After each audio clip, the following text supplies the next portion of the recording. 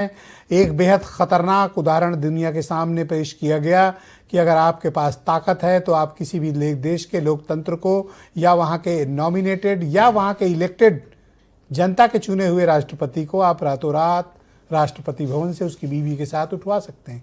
अब तो दुनिया में कोई भी देश जो ताकतवर है अपने छोटे के यहाँ ये कार्रवाई तो कर ही सकता है। अब तो ये एक नया नियम बन गया। ब्रजेश जी, मैं 1 मिनट का ऐसा वक्त लूंगा जिसमें मैं वो चाहूंगा रोकिएगा मत। फर्स्ट वर्ल्ड वॉर 14 से 19 के बीच में होता है, दुनिया तबाह बर्बाद होती है और उसके 20 साल बाद दूसरा विश्व युद्ध हो जाता है। और अब यकीन जानिए कोई दुनिया के जो कितने मुल्क हैं, बहुत लोग चाह नहीं रहे थे कि द्वितीय विश्व युद्ध हो, इसलिए क्योंकि पहले ही से तबाही बहुत ज़्यादा हुई थी। लेकिन जर्मनी उतारू था अपने हद पर और सेकेंड वर्ल्ड वॉर भी हुआ। सेकेंड वर्ल्ड वॉर के बाद जो दुनिया का ऑर्डर बना, पूरी आधे से ज़्यादा दुनिया बर्बाद हो गई थी।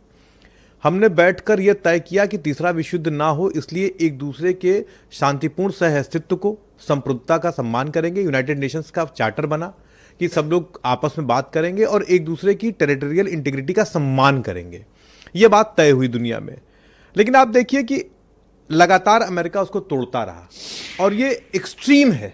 ये एक्सट्रीम है कि जब हम किसी के देश में घुसते हैं और वहां किसी आतंकवादी को नहीं मारते, किसी क्रिमिनल को नहीं मारते, सीधे उसके प्रेसिडेंट को और उसकी वाइफ समेत उठा के अमेरिका लेके चले जाते हैं।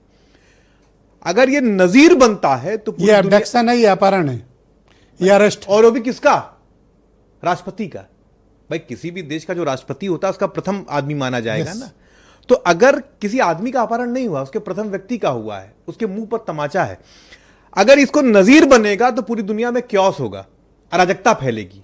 भाई जो भी दबंग देश हैं वो घुसेंगे। अब चीन ताइवान के साथ कर सकता है, कोई किसी के साथ रूस यूक्रेन के साथ, जिसके पास भी ताकत, भारत को पाकिस्तान के साथ करना चाहिए। ईरान को धमकी दे रहा है, ईरान को अलग धमकी दी कि तुम्हारा भी उठवा लेंगे। मैं क्या कह रहा हूं, मैं एक शब्द इस्तेमाल कर रहा हूं, क्योस, अराजकता।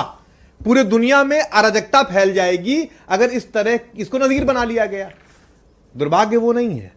मैं आदरणीय संजय भाई की इस बात से सख्ती के साथ असहमति प्रकट करता हूं कि साहब रूस ने नहीं कहा, चीन ने नहीं कहा, इसलिए हम भी विरोध नहीं करेंगे। आप याद करिए ब्रजेश जी, जब 1947 के बाद हम नए नए आज़ाद हुए थे और बहुत मजबूत स्थिति में नहीं थे, तब भी हमने आंख में आंख डालकर गलत को गलत कहना सीखा था।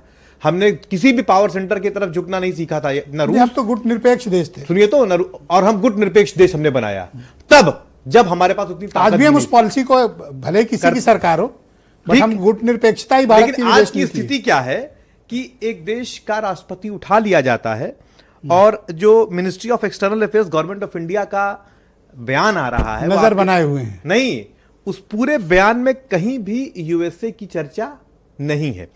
Recent developments in Venezuela, recent development नहीं हुआ है, एक देश के राष्ट्रपति को उठा लिया गया है, लेकिन इसमें कहीं चर्चा इस बात की नहीं है। तो संजय सिंह ने कहा ना कि भैया कौन जो मैंने बहुत आदर के साथ इससे सहमति जता दी है कि ठीक, ये कंटिन्यूएशन कैसे है? ऑपरेशन सिंदूर के बाद 30 बार ट्रंप घूम घूम कर इस बात को कहते रहे कि हमने कराया, हमने कराया।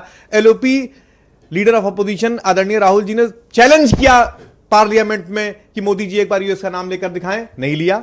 आज देखिए ट्रंप अभी कल क्या कह रहे हैं। ट्रंप कह रहे हैं कि साहब हमारे धमकाने के बाद रशिया से तेल लेना बंद किया इन्होंने। कम किया है, बंद नहीं, कम किया। बताऊंगा, मैं दूंगा, मैं बोलूंगा सर 10 सेकंड और बोलिए बस, आपका टाइम खत्म। उन्होंने वो ये साफ ये कह रहे हैं, ये तमाचा नहीं क्या भारत के मुंह पर कि एक देश का राष्ट्रपति कह रहा है कि मेरे धमकी देने के बाद बहुत शुक्रिया सर, बहुत धन्यवाद। मैं संजीव